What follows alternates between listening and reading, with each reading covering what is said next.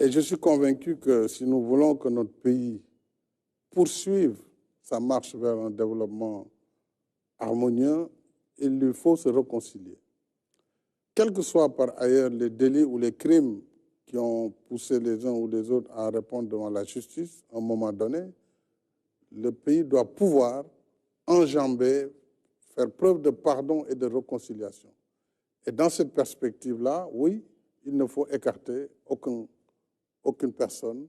Et dès lors qu'on peut arriver à l'effacement de faits, en ce moment, bien sûr, toutes les personnes impliquées ou arrêtées dans ce cadre pourront bénéficier de ces mesures de clémence et de ces mesures de pardon et de réconciliation nationale. S'il vous plaît, Monsieur le Président de la Oui, République. Monsieur le Président de la République, est-ce que vous n'êtes pas opposé ou vous n'avez pas d'objection à ce que, par exemple, une personnalité politique comme Ousmane Sonko retrouve la liberté? Je n'ai aucune objection. Je vous ai dit, je regarde le pays. Je ne regarde pas les personnes. Ma responsabilité aujourd'hui, c'est d'être chef de l'État, d'être le garant de l'unité nationale. Au-delà des diversités politiques, des positions politiques ou politiciennes, il y a ce ciment sur lequel je dois veiller, le ciment de l'unité nationale, de l'intégrité du territoire national. Ça, c'est de ma responsabilité première. Si nous devons passer par une loi, et ce n'est pas la première fois au Sénégal, il y a eu plusieurs fois des lois d'amnistie. À chaque fois que des problèmes graves se sont passés dans notre pays, il y a eu à un moment donné un moment de pardon et de réconciliation. Oui, si ça doit permettre d'éviter ce que nous vivons aujourd'hui. On nous apprend ça et là, chaque fois qu'il y a des manifestations, des morts, des jeunes qui perdent la vie. Nous devons éviter cela, préserver les vies humaines. Une seule vie préservée aujourd'hui vaut ses sacrifices. Donc il faut que chacun de nous s'élève au-delà des positions partisanes pour ne regarder que le Sénégal et son avenir, sa stabilité, sa sécurité. Oui, pour cela, je suis prêt à aller aussi loin pour que tous bénéficient de ce pardon et que le Sénégal aille vers ces élections de manière apaisée et que le meilleur gagne parce que ce sera le choix souverain du peuple sénégalais. Alassane, Monsieur le Président, vous avez eu des discussions directes avec Ousmane Sonko ou bien par personne interposée pour parler de dialogue. Avant de parler de dialogue, il y a certainement des médiateurs qui ont dit qu'ils étaient là pour que vous remettiez le fil du dialogue avec M. Ousmane Sonko. Vous savez, de tout le temps, j'ai mis en avant la discrétion et tout ce qui peut aider à avancer. Il y a eu des personnes qui récemment sont de bonne volonté, je salue leur bonne volonté, ont voulu effectivement travailler à faire le go-between, travailler pour qu'il y ait une réconciliation. Mais ma volonté est antérieure à toutes ces démarches. Elle est antérieure à toutes ces démarches. Et déjà, lorsque je disais, après la prise de position de certains candidats qui n'étaient pas du tout d'accord sur la manière dont leurs parrainages ont été annulés, j'avais déjà indiqué qu'il nous faut aller vers l'ouverture, il nous faut aller vers l'inclusion, il nous faut aller vers la paix. Donc cet apaisement est antérieur à toutes ces démarches. Donc c'est quelque chose de constant et cela devrait permettre des prises de contact qui peuvent être directes, indirectes. Ils ne peuvent être d'ailleurs qu'indirectes parce que cela a permis en tout cas de pousser vers la direction qui est celle que je voulais imprimer, qui est celle du pardon et de la réconciliation. Mariama. Alors, Monsieur le Président, vous avez tantôt parlé d'effacement de faits. Qu'entendez-vous par effacement de faits, ces mesures de grâce ou amnistie? Oui, vous savez, la grâce et l'amnistie sont deux choses différentes, parfois qui se ressemblent, mais qui sont très différentes.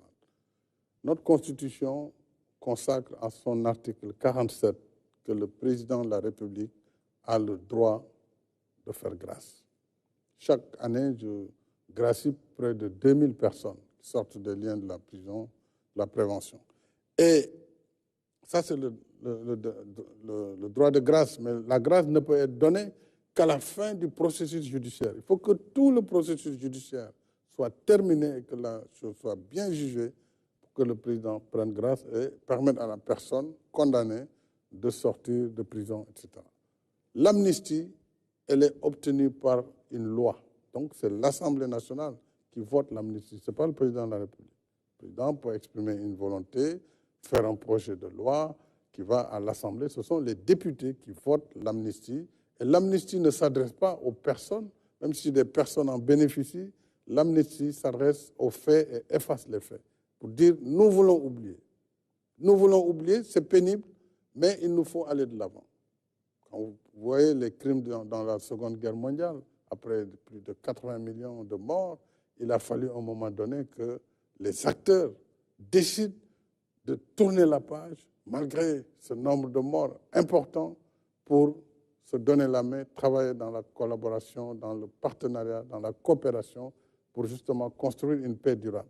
C'est un peu ce que l'on veut faire ici, créer les conditions d'un apaisement, d'une réconciliation et d'élections transparentes, libres et démocratiques. Et c'est ça qui va permettre d'assurer la suite vers un Sénégal de stabilité et de paix. Donc on peut espérer une liberté provisoire pour Diomaye Faye ou encore Ousmane Sonko? Oui, tout dépend de leurs avocats. Et ça, c'est les procédures judiciaires dans lesquelles je n'interfère pas.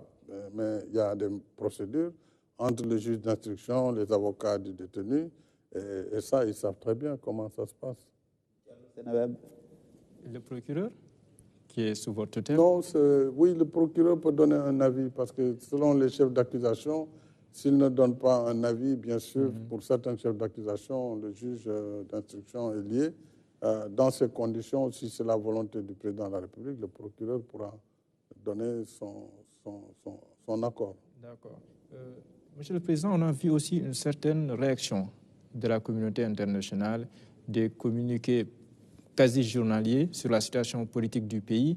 Comment vous accueillez, je rappelle, tous qui viennent et qui reviennent?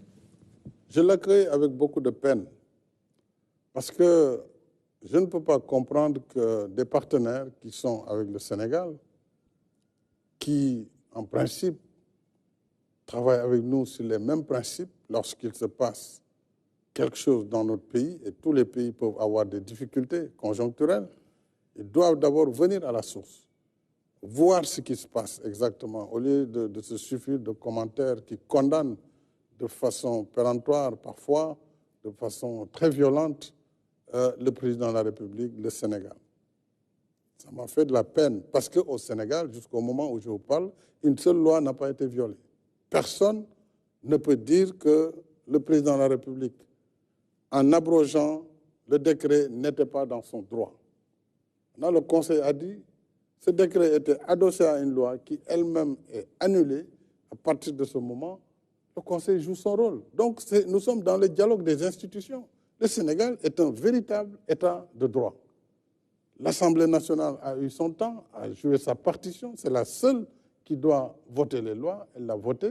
Le Conseil constitutionnel est le seul juge des lois constitutionnelles. Il a joué sa partition. Le président de la République, en tant que chef de l'exécutif, a pris acte et a décidé de mettre en œuvre les décisions du Conseil. C'est ça l'état de droit. Donc pourquoi toute cette levée de bouclier, toute cette campagne de presse qui est aux antipodes de ma pratique de démocrate depuis que je suis à la tête du pays? Moi, je suis venu en gagnant des élections. Je viens de l'opposition. C'est moi qui ai proposé la réforme pour fixer définitivement la limitation des mandats et la durée du mandat du président de la République. Quand j'ai été élu, le mandat était de 7 ans. C'est moi qui ai proposé un référendum pour le ramener définitivement à 5 ans renouvelable une fois. J'ai refusé d'être tenté par un 3e mandat. J'ai été très clair. Je l'ai dit le 3 juillet. Je l'ai répété le 3 février 2024. Pourquoi on veut dire et faire dire avec des moyens importants de la presse internationale que le président de la République veut s'agripper au pouvoir? Mais si c'était ma volonté, j'aurais été candidat. C'est tellement plus simple. Je renonce à tout cela. Je construis mon pays avec tous les Sénégalais. Je ne mérite pas cette campagne internationale et je la dénonce de façon vigoureuse. Parce que moi, je suis un homme libre. Je suis un homme libre, je suis un Sénégalais, je suis un Africain. Et je suis un démocrate. Je n'ai violé aucune règle pour aujourd'hui me retrouver dans cette campagne nauséabonde qui est entretenue pour créer la tension et la déstabilisation de mon pays.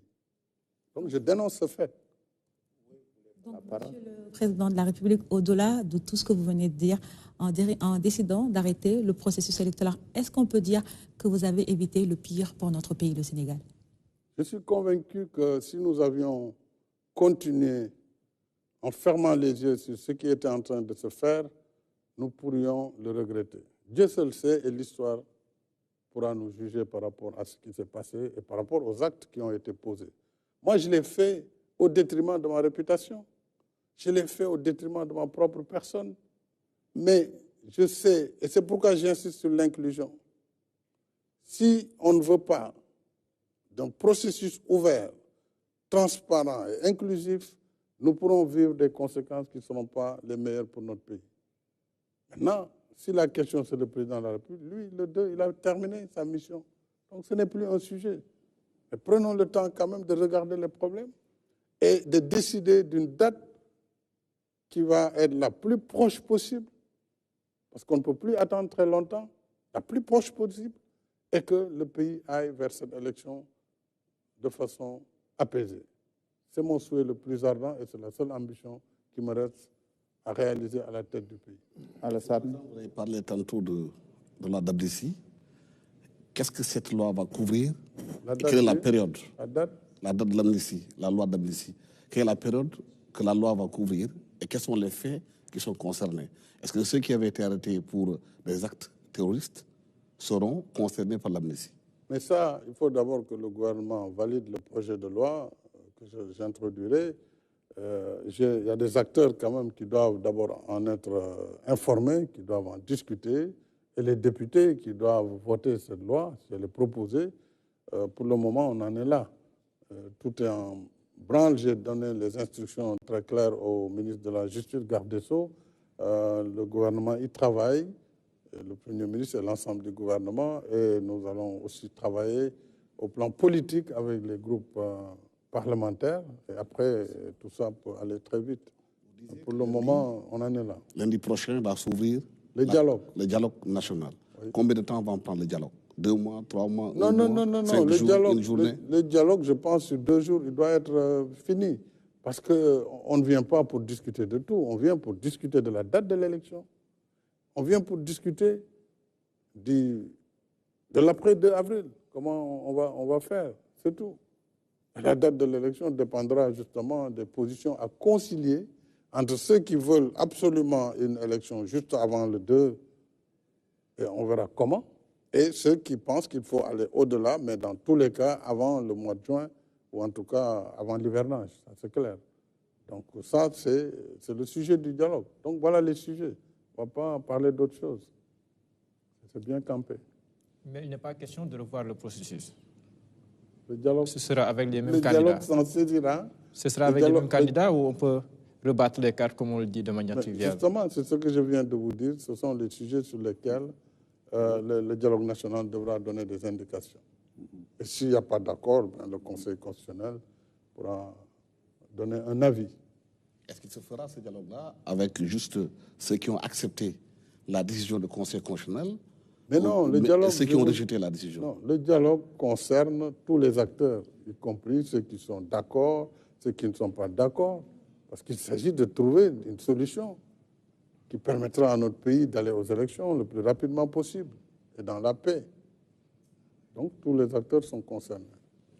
Voilà, donc je pense que nous avons déjà fait plus de 30 minutes. On a abordé la question du 2 avril, fin du mandat officiel du président de la République. Il a clairement exprimé sa position là-dessus. On a également abordé la question du dialogue et la date de la prochaine élection. Si vous n'avez pas une question de relance sur ces sujets, on peut passer au Wolof. J'en ai une. Allez-y, madame. À vous. Alors, Son Excellence, on parle beaucoup en ce moment de meilleurs délais. Quelle est, selon vous, l'échéance appropriée pour définir meilleur délai? C'est le meilleur délai. Le meilleur délai. Le délai les meilleurs. C'est ce qui peut être fait. C'est pourquoi je dis l'urgence est là, tout le monde le sait, tout le monde le voit. Il faut tout faire pour qu'on ne soit pas dans une incertitude. En fait, c'est ça.